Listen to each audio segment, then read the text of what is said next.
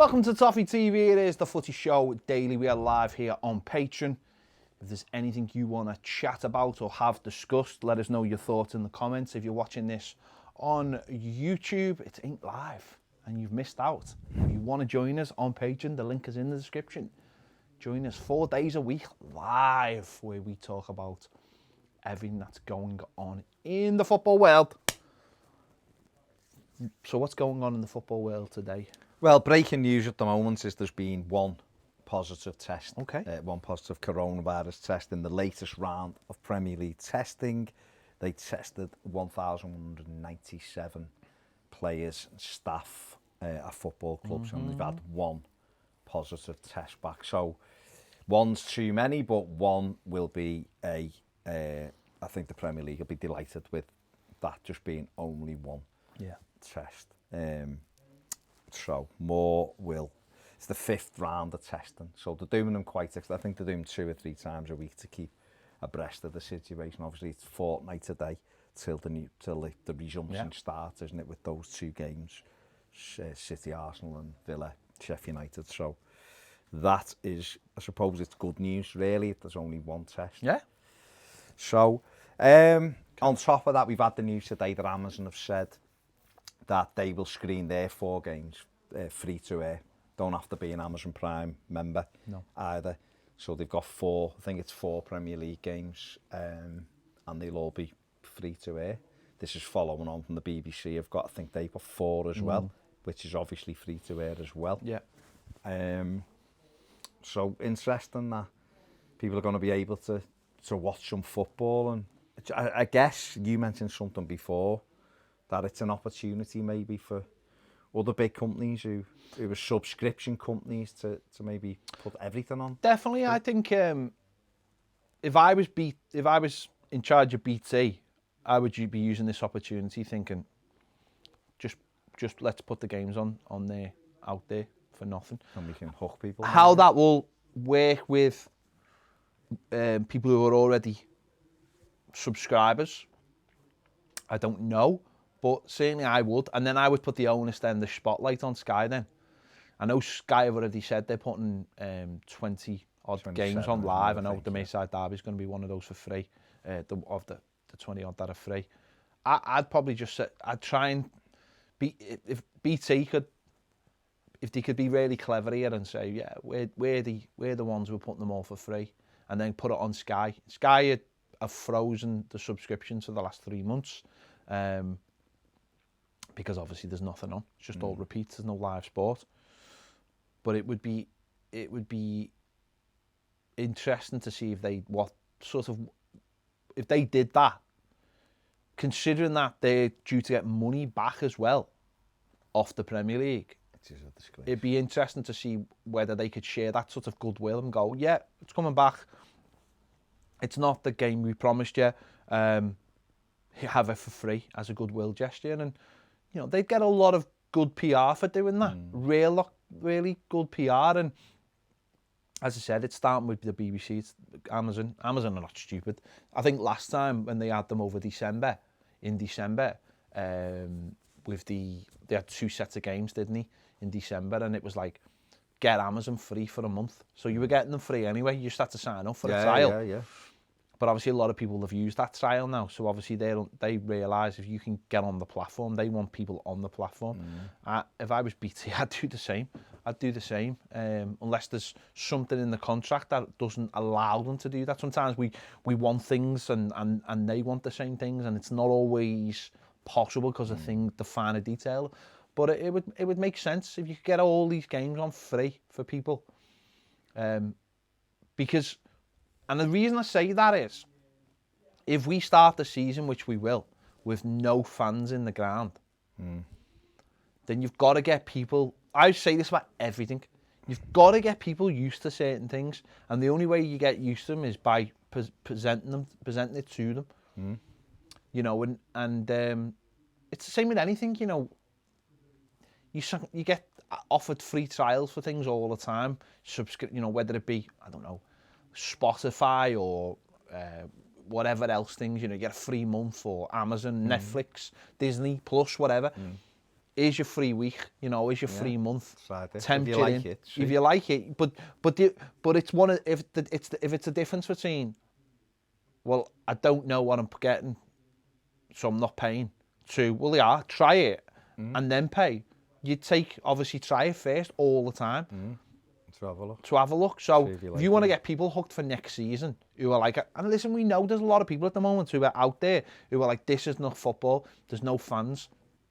I know there is. I'm not watching that. Listen, if you put it on for free and someone's sitting there and they're like, well, actually, Everton are playing, but it's behind the paywall. I'm not paying for that. Don't be stupid. But then suddenly it's like, well, it's free, and then they might go, oh, okay, and then they get used to it, and then we you've got them for next season. Well, I mean, Sky have announced that they've got a new deal with the Scottish Premier League today, set to start in August as part of a new deal with Sky Sports that will include virtual season tickets for top-flight clubs. Scottish Professional Football League and Sky Sports have agreed terms that provides a framework for the top flight of Scottish football to resume at the start of the month. Scottish Premiership clubs will create a virtual season ticket for the 2021 season, providing an alternate source of match day income, while social distancing measures prevent fans from attending matches. During the 2021 season, each Premiership club will be able to sell a package to season ticket holders to watch all home games. From August, Sky Sports will be the only broadcaster to offer live coverage of the SPFL, with 48 games available on the new home of Scottish football, as Celtic aim to make history with a 10th successive championship. So that's interesting, isn't it? Because if they're saying, I mean, this is something we spoke about the other week, saying, will clubs be able to do this because of the rights for the Premier League and stuff? And if we're obviously in exactly the same boat, we're not going to be able to go back into stadiums. Certainly not at the start of the season. It looks like going to be the end of August, early September, when the Premier League resumes. We ain't going to be back in Goodison then. So I wonder if Sky have put this out there now with the Scottish clubs, and I know they've got to do it because Scotland have stopped, haven't they? And they'll be going to pre-season, I think, in a couple of weeks because it's coming back. So I wonder if this is kind of the prerequisite for how the Premier League's going to follow. Yeah, it's obviously creative and it's obviously direct selling because they'll know what the market is. People will turn on Scottish football for the big firm game and very, very little else. I mean, away from the country. So you've got to go directly, haven't you? Because if you're, and this is where maybe, see, it's difficult in Scotland because if you were to say this was happening every year, it'd be like Spain. I'm sure it is anyway. The proportion of the people are Celtic and Rangers fans, so they're going to get all that money. But obviously for this year, this is something they can do, and if it means that if they've only got a certain amount of games, naturally, it's going to be Celtic or Rangers that they're going to put on. So if you can't get to a game and you want to find your team, then you've got to you would be more inclined to sign this. Sky are not going to hand over, a certain amount of technology, a certain amount of bandwidth to these clubs unless there's a benefit for them. So they're going to need people to sign up from their clubs. And let's be honest, if you can't get to see your club any other way, and you sign up for a virtual season ticket for, I don't know how much it's going to cost, that's what you're most likely going to do if you want to follow your club. So I don't know whether it's a trial to sort of look at the Premier League. I don't know if they can do it with the Premier League, but it's certainly interesting, and it certainly might be the way a lot of football clubs... Would you pay £200 to watch every Everton game next season if you couldn't go? That's an interesting one too. If Sky were getting I don't know, or 250, half your season ticket to watch it, I'd pay half of mine to get every Everton Premier League game next year if I couldn't go. If they said to me, you're not going to listen, chances are you ain't going to be back at Goodison until March. Well, that's I suppose the way it sets out. That seems like a lot of money when you think about it. It does seem like a lot of money, but then I suppose you are getting to see the games, and if it's the only way to see your game, that's just a number off the top of my head, obviously. But just thinking, if I could put my telly on at 3 o'clock, it wouldn't be at 3 o'clock, but you know, if just say 3 o'clock for the purpose of the argument, every week, and I know that Everton are there, and I can just sit in the comfort of my home and watch Everton playing because I can't go to the game, then I would do that. And I wonder if that's a way of Sky getting some of my money and Everton getting money that they're not getting. Because I know my season ticket money has been, you know, I've given some of it to Everton in the community, and the rest has gone on credit to buy for next season. But I'm probably not going to be in the stadium till whatever, after Christmas or whatever. So straight away, Everton have got an issue again, then, haven't they? Because Everton have then got to go, well, there's another 10 games that he's paid for that he's not, you know, that he's going to have to be refunded again. And that 10 could stretch easily to 15. And so they're not getting that money, kind of thing. Whereas if they said to, like, season ticket holders, I don't know what, I'm just, again, this is just theoretically, but if they said, Sky said, listen, it's 200 quid for this season ticket, you can watch every Everton game. We get 150 of it and Everton get 50 quid of it or whatever. Then at least Everton are getting a pot of money as well. I mean, ideally, Everton will be able to do this and Everton get all my money rather than Sky, but we know that Everton, if the way the deals are structured, the clubs can't sell their own rights. So, you know, I think I would do it if it meant I could watch Everton every week. I know it wouldn't be the same, you know, fans, but I still love Everton, I still love football, so I would still watch it. I know some people wouldn't do it and don't even want to talk about it until it's back, but, you know, we're fans in the stadium, but I think I'd do it. Yeah, I mean, it's if it was for the whole season, you probably would, because you'd have to. If you want to watch your team and there's nowhere else to watch it, you probably would. And I don't know. Again, I don't know how they do that. I suppose if you're, you do it. But I don't think they would do that because I think every game's going to be live anyway. The way next season. Yeah, I would imagine every game will be the way they're doing it this year. I can't imagine that they're gonna. I think they will. I think you'll have to pay for it. Oh, I don't think they will. I think that they'll do what they've done this year. I think they'll see this as a fantastic opportunity to basically present the future of football, which is every game live, every package sold to a different company. I think that's the way it's going to be. But what about fans? We'd have to pay for it, wouldn't we? Well, that's the point, isn't it? If they sell a package to Amazon, you're getting this one free because this is your trial. That's what I'm saying. This is the future now. This is what they want going forward. There's no doubt about it. You know, if they can provide every game in a different slot, and there's no competition in that slot, so there's not a bank of 3 o'clock kickoff. So you've got like NBC in America have suddenly got to start picking one to put on this channel and that channel. If they can say it's 2, 4, 6, 8. Exactly. I genuinely think that's the future. No, well, we've said this before, haven't we? We've said that. I think we've said it.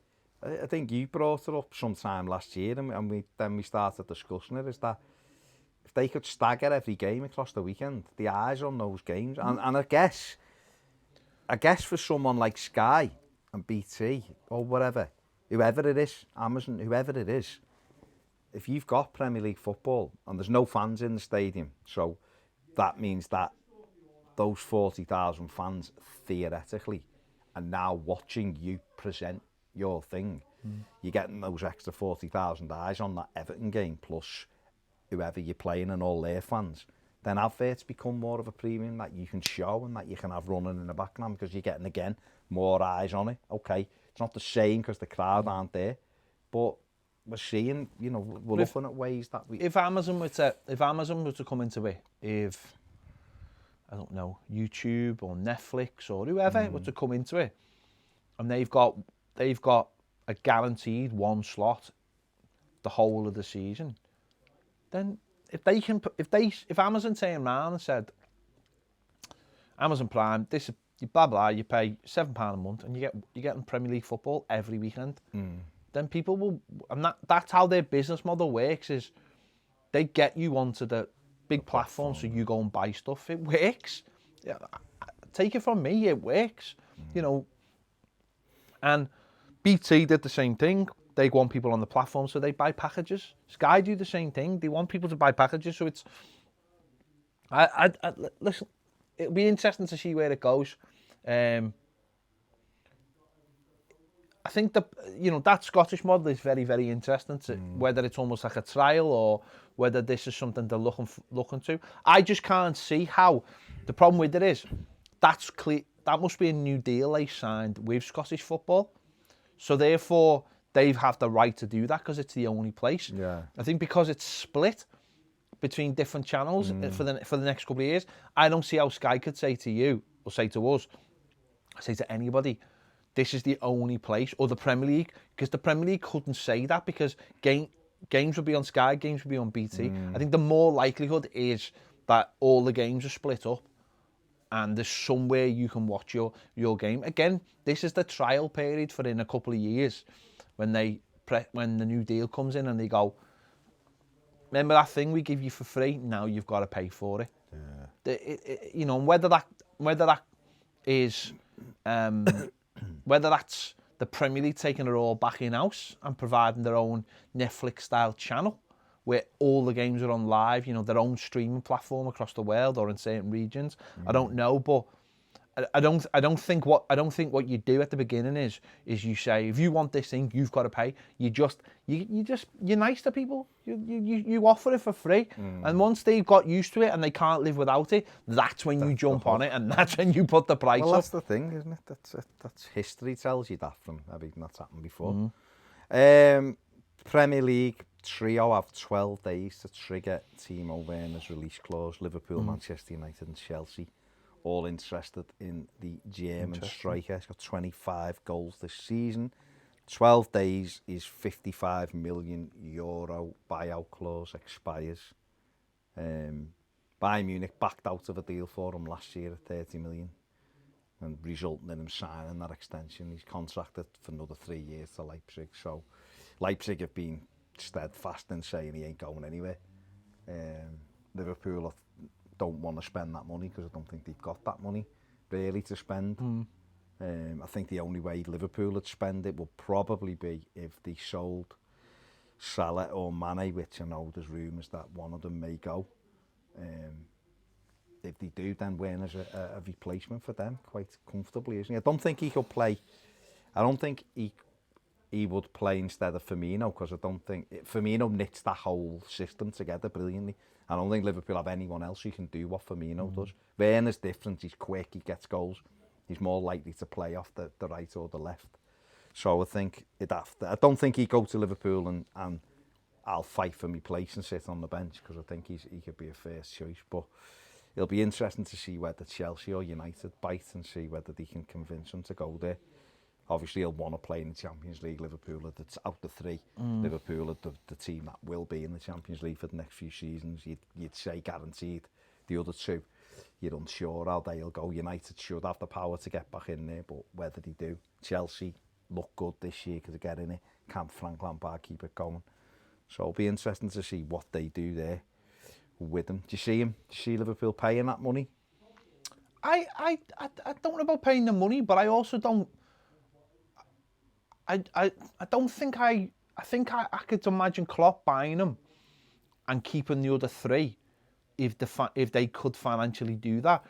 I think what Liverpool were going to have to do over the next couple of years, if they want to sustain what's going on, is have a different, not necessarily a different way of playing, just a different point of attack, where he has to maybe dangle the carrot a bit more for if Salah, Firmino, Mane all stay, is say, well, we're going to start playing with this player. Because I think, not saying they're far too reliant on those three players. I just think that if you could throw another one into the mix so that they're all fighting for that place. It'd take them up another level. And it would take them up another level. And I think it's too easy to say, well, they're going to have to sell this. They would have to sell this player. I think Klopp would probably go, well, I'd rather have if I get that one other centre forward, everything else in this team will just tick over nicely for the next 3 or 4 years. But if I have that one other player,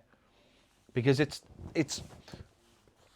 how many times have we seen him bring, say, an Origi into the side who's been really effective? Now, imagine doing that for like an extra, say, 15 games a season or 20 games a season, where they have not like him, Werner, coming in and being that player for like, but just having the option of, well, this game we're going to leave Origi, this game we're going to leave Mane on, this game we're going to leave, and if you've got, and then suddenly you can fight on all fronts then, rather than being like, well, I can't play. Flog them plays for that, and I can, and I just think that's what would take Liverpool up to the absolute. Listen, they're going to win the Premier League, and they won the Champions League last year, but that would take them onto a thing where everyone would just go, these are here for a while now, because that to me is where you're looking and just thinking, it's not just about these 3 players. They've got an extra player there. They've got an extra player there. You know, and having another, and also what that does as well, that gives him the opportunity to come in and bed into the Premier League in that first year. And then you're looking at like, wow, old Mane. 28. Yeah. So then you're looking at like, well, if we sell we sell Mane next summer for 29 million, say, that's what they're saying, then we can get like, I don't know, 70 million for him, like they did with Coutinho. It's like, you've got that player coming in to take his place. What do we always say? Buy a player a year before you need them. I just think with him, he might want guarantees, Werner. But 24. But if you're fighting, no, I understand that. No, but for obviously going to Liverpool, you're fighting for trophies, so you might not get a guarantee. Obviously, I'm just wondering what he'll do. But if you're saying to a player, well, for the first year, you're going to be not in and out the side. You're going to get a chance, but you're not a guaranteed starter. But if you say, well, no one's a guaranteed starter, so if you come in and take your chance and you get to keep the shirt, and then it's the pressure's on you then to keep the shirt while you're in the team, and I think that's the sort of message I'd want to be given to players.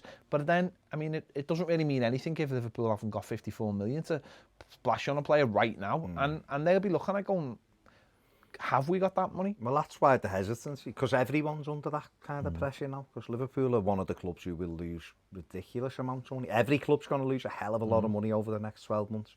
Liverpool, with their crowd and the way they are and the merchandise and everything, they're going to lose up to 150 million, it's been reported, the same as Man United. So clubs haven't got that money to lose and then still go and spend. Who's to say a club don't think we can get him cheaper than what that buyout clause is? A little bit down, expire, a little bit down the road. Well, there's an interesting one before we got Matty Longstaff, who is out of contract at Newcastle, has been offered a 5-year deal by Udinese. Oh yeah. And double salary offer. Oh so yeah. what, 1,700 quid. But Newcastle have apparently offered him 15 grand a week, which he's turned down. Okay. So Udinese have offered him 30 grand a week, sorry. Because they only have to pay 400 grand for him, which is a development fee. 20-year-old, obviously plays in the Premier League. Yeah. Be interesting, because obviously these clubs... A lot of you think what you're saying is he's going to be at Watford next season? I don't know, because he's been in with Everton as well. He's been in with a couple of Premier League clubs, Everton.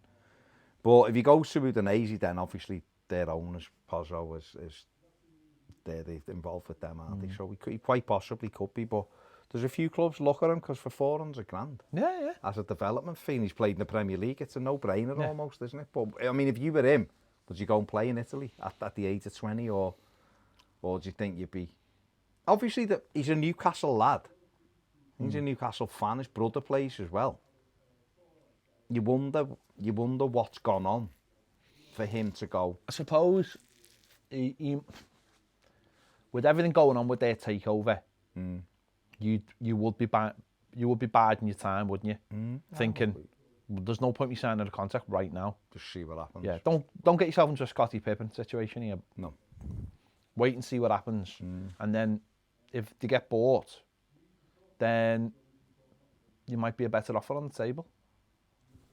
That's what I'd do. I wouldn't sign anything now if I was a Newcastle player. I'd give it a month or whatever and see what happens. I don't know. Very interesting. David Moyes has said friendlies are crucial for the Premier League restart. Oh yeah, there's going to be friendlies, isn't it? This is hilarious.